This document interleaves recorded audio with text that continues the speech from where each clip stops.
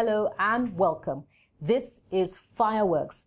Fireworks comes to you today from Niger State, the power state that has had the benefit of two former military presidents, General Ibrahim Babangida and General Abdulsalam Abubakar, not to mention former governor, late Abdul Kadir Kure, who also rose to become the former boss during his days. Now, how much of that benefit has translated into the dividends of democracy for Nigerites? And also, we'll be looking at the political equation in Niger State today. Welcome. I am Bukola Samuel Wemimo. Thank you for staying tuned to Fireworks. Today, my guest is the Commissioner for Information in Niger State, Honorable Jonathan Tsado Vatsa. Thank you for your time, sir. Thank you. It's my pleasure. Yes. Let's start with the politics of Niger State before we begin to look at infrastructural development. There are calls, especially by your representative at the federal level, for a reflection of the federal character principle in the appointments of positions, critical positions in Niger State. How do you receive that calls, and to what extent has this administration tried to reflect the federal character principle in the appointments? You see, since the inception of Niger State, we've been having zoning formulas.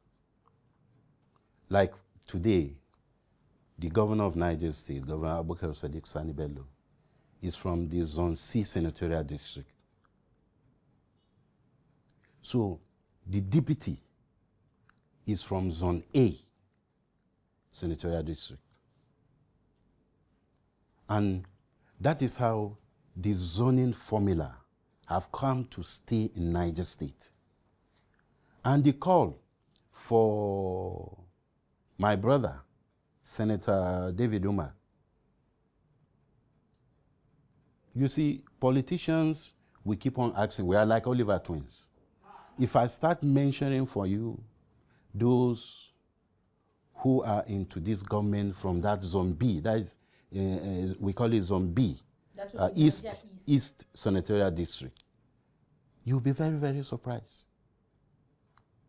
But politicians are like Oliver twins. Even if they have, they will still be asking for more. Please, by all means, mention for the benefit of transparency. Like the Chief of Staff to His Excellency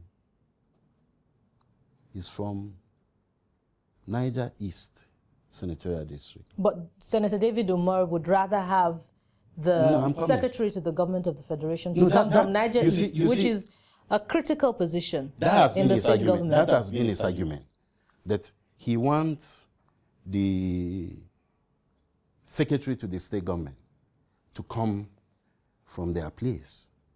But the minister representing Niger State is already from Niger East Senatorial District. And like we are all arguing now, there have to be check and balances, because you can't have everything all. If A go to this zone, B should go to the other zone, and let everybody have a very... What about Professor Zubairu and Alhaji Muhammad Haruna, appointed as INEC National Commissioner? They are not from Niger East. They are not from Niger East. That's also another complaint. Yeah, they are from Zone A, that both of them came from the same zone. And I'm telling you, you see, there is no situation that you say is a perfect situation. In some scenarios, you are bound to commit some errors. And the moment you see, His Excellency is one man. He has a listening ears. And he believes that democracy is all about the people. So whatever he is doing must be people-oriented. But what about the constitution of the cabinet, which was what spokespersons of the governor consistently asked for while pleading for patience on those who are accusing the administration of marginalization, that it is until the cabinet appointments, materializes before that argument can hold water. So now that the cabinet has been constituted, how representative of Niger East is that cabinet? There we have commissioners from Niger East. The Commissioner for Women Affairs is from Niger East. The Commissioner for water resources is from Niger East. The Speaker of the House of Niger State's House of Assembly is from Niger East. So for anybody to come and tell you Niger East is marginalized, it's not been fair at all to His Excellency Governor Sadiq Abubakar Sani Bello. Anybody who say Niger East has been marginalized, it's not been fair to him at all. Well, does it have to do probably with the fact that as a senator who worked assiduously, ahead of the 2015 elections for the victory of the All Progressives Congress in Niger State, perhaps his interest is not represented in the state government? You see, does he expect more? Like I always tell him. As a stakeholder? Like I always tell him, because he's a brother. I say, we don't need to go outside and wash our dirty linens. We are all members of the same political party. Book an appointment you want to see His Excellency. You meet with him one-on-one. You discuss these issues. You understand? But it might surprise you. I can assure you that David Moru, the senator, had not coming to see the governor. And they are not quarreling. His Excellency had no time to quarrel with anybody. Now, how responsive has the governor been to yet another call by your senator, a member of your party at the federal level, for an investigation into the violence in villages in Bosso local government area? I believe that must have been a clash between the villagers and soldiers. He called for the investigation to be made public, an inquiry to be made public into what exactly happened, and a prosecution of the perpetrators of that violence. No, he has the right. And His Excellency is looking into it. I have told you earlier that he's a man who has listening ears. Immediately that incident happened, he set up a committee. The committee come with a report. So if somebody, we said, I want now the white paper to be ready. When the white paper is ready, we make it public. It's a public document because we value life of our citizens. No man will sit on that report and say the report is dead. No. His Excellency, I'm assuring you, when the white paper report is ready, he will make it public. So at what level is the investigation? Tell us, what exactly happened? The committee is on the... What exactly? How come soldiers were killed? How come extrajudicial killings went on after that incident? It was a communal clash between the herdsmen and the farmers. And before this incident, the herdsmen killed the Gbagi settlers, and both sides suffer casualties. The soldiers were going there to restore normalcy, but there was when the Gbagi people had, because they got information first, that the herdsmen have reinforced their coming. And they get ready. Not knowing is the security personnel who have gone there to protect them. And that was, it's a serious error. It was a mistake. And that was how what happened. The soldiers never go there to kill anybody. They go there to, it's case of two fighting. You say, okay, we're going there to... So somehow soldiers were killed because people thought that it was the herdsmen that were coming again. Yes, they thought it was the herdsmen that were coming again. And they went into the bush and start shooting. And that was what happened. So has this administration condemned alleged in serious times extrajudicial killings that have arisen as a result of that incident? In serious time. His Excellency condemned. I made statement. The Chief Press Secretary made statement. The Senior Special Advisor on Media made statement. We condemn. You see, we are politicians. And it is when these people are alive that they vote for you. So we won't want them dead. They are our citizens. They are taxpayers. So how secure are the people of Gbagi now? The people of Gbagi are very perfectly secure. Not only even the Gbagi, the whole Niger State. But your governor said recently that he has lost confidence in security operatives. He in fact called for the traditional institution to be empowered with funds. There is nothing bad in saying you want to partner with traditional rulers. When there are sectarian clashes in states and people die needlessly, that doesn't require amplification. It only needs to be told as it happened, as it occurred. I'm coming.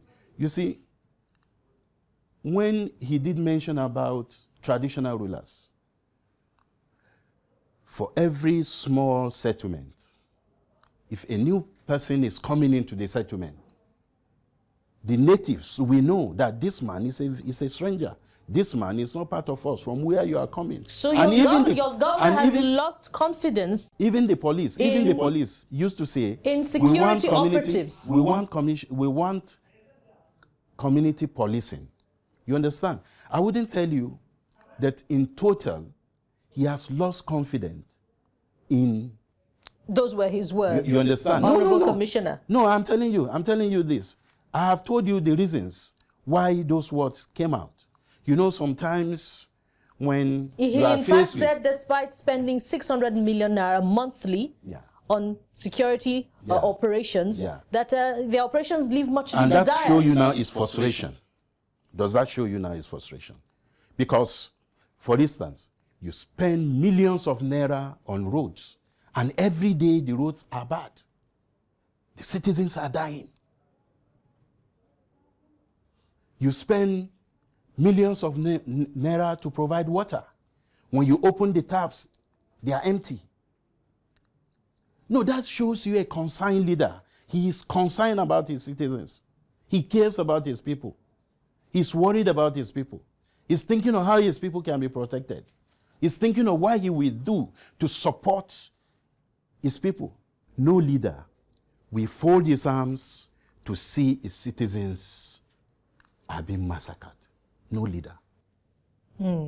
I was waiting for you to totally condemn the action of, the military operatives in Bosso local government, but perhaps because of, your seemingly military background or your relationship with the military, perhaps you don't want to come out in the open to condemn their alleged actions outrightly. The military are our citizens. The Bosso people are our citizens. Ours as a government is to make peace. You don't go there and say... But you know the no-nonsense disposition of the military. See, so does that give... support claims of the extrajudicial killings carried out in anger and impunity? And does that give them the right anyway to carry out such extrajudicial killings? No, they were not given the right. You see, there is rule of engagement, even in the military operation. Then it is condemnable. You understand? So what I want to tell you... Why are you miserly about condemning it? As a government, I don't want to sit down here because His Excellency has committee in place. The committee will come out with a report. If I start telling you Mr. A, Mr. B is right, I'm preempting the report. That would be a safe place to hide, Honorable Commissioner. You're watching Fireworks. I've been talking with the Honorable Commissioner of Information in Niger State. And we've been looking at the politics of Niger East and, of course, unfolding socio, economic and political events. Stay with us. We'll be right back with more. Thank you for staying tuned to Fireworks. If you've been following us in the last half hour, we've been talking with the Honorable Commissioner for Information in Niger State, Honorable Jonathan Tsado Vatsa, and we've been looking at the politics of Niger State and recent events, particularly having to do with the clashes in Bosso local government. We're moving ahead now to look at other development-related issues. Honorable, thank you for your time. Thank you. Let's look at the management of the Paris Club funds. Niger State got 14.421 billion naira from the first tranche released. Tell us about how that has been managed. We managed it very well, very, very well. You understand? Manage it very well. I can assure you today in Niger State, we are not owing civil servants. I can assure you today that no civil servant in Niger State will tell you that it's not paid. But, Honorable Commissioner, the Paris Club funds was released on the condition that a minimum of 50% of the fund will be applied to the payment of workers' salaries and pensions. So what other capital project, by the way, would you say, that Paris Club funds has been devoted to? You see, let me give you an example. Last year, if you had come last year, you will regret coming to Minna from Suleja to Minna. Though it's a federal road, the state government is working on to fix that road. We've been spending that money. And today, I can assure you, because of his intervention, that road, today you can pass through. Because when Tatabu break up along Jeba and Bokane break up, all traffic diverted into Niger. People who are going to Lagos will have to come here to go through Suleja, from Suleja down to Gwagwalada and Lokoja. So we are more concerned about our roads. And like I've earlier told you, schools, when we came in, our schools are dilapidated. He picked in 3 schools from each senatorial zone. We have Government Science College, Kutigi, Government Girls College, Bida. That is in Zone B, is Zone A senatorial. Before we leave schools, the Abuja-Minna Road is in a deplorable state and is gradually beginning to be threatened by erosion. What is the state government doing about that? As I'm talking to you now, there are contractors there. As you are coming, you will see contractors. You see constructing farms. But one half of the road is being converted to, a sales ground by people who sell firewood. You see, His Excellency has given instruction to the police and even the road safety. Not only firewood, even those who sell rice. You will see them in Kwakuti, one village they call that. All of them, they are moving away from very close to the road because their position where they are is equally very dangerous to their own life. That is the position we make them to understand. But I can assure you, if not for His Excellency intervention, between Minna and Suleja today would have caught up. But your governor also declared a state of emergency in the health sector recently. Yeah. What's happening in that sector? You see, we met a decayed system. It was a trash. You go to some hospitals, no doctors. So he had no option than to declare state of emergency. So now, he's seriously working vigorously, facing to refix back the health. Perhaps we have missed it. Has your governor declared public what he met in the coffers when he took over government from former Governor Babangida Aliyu, who, of course, by the way, is under EFCC scrutiny? One thing I can assure you, we met empty treasury. Empty. We met empty treasury. If you look at the transition note and you study it very well, in some aspects you get disappointed. You get disappointed because the amount of money that came into Niger State, you understand? And the work on ground. And what the transition note is saying, they never marry at all. You trace some companies, you trace some payments into individual accounts. And he set up a committee to study the transition note. And a committee immediately came in place. And the committee came back with their findings and immediately instructed them. So the EFCC scrutiny on the former governor is in order? No. Let me finish. They wrote the commissioner. It was an internal thing. They wrote the commissioner of police. And a lot of people were going there, inviting them for questioning. And that is still ongoing. Now, let's look in perspective now, in retrospect rather, at the use of the Kaduna airport as an alternative airport to the Abuja airport during the repair of the runway. And there were reports, especially by some of your representatives at the federal level, complaints rather, that the Niger State Airport, being the closest airport to the Abuja airport, should have been the alternative airport. What could have happened? Why were your officials unable to play their politics right, such to the extent that the Suleja, the airport in Niger State, should have been chosen as the alternative route? Thank you very much for this question. When the issue of Abuja airport closure raised, I think I first, as the spokesman of the government, I made the statement that because of the proximity of Minna to the federal capital, Minna is the best alternative. And you see, from Minna to Diko Junction, it's 95 kilometers. Minna Airport was initially designed as an alternative to Abuja. So Minna has been abandoned, has been neglected. It wasn't our own fault. And when the opportunity came, we say, okay, Minna is the best destination. They choose to go to Kaduna. The money spent in fixing the road from Abuja to Kaduna, half of it would have fixed Minna. Were there political considerations that made officials at the federal level resort to renovating Kaduna Airport rather than Minna? In fact, that is the way I look at it. There are serious political considerations. So how accountable are officials of the government of the All Progressives Congress?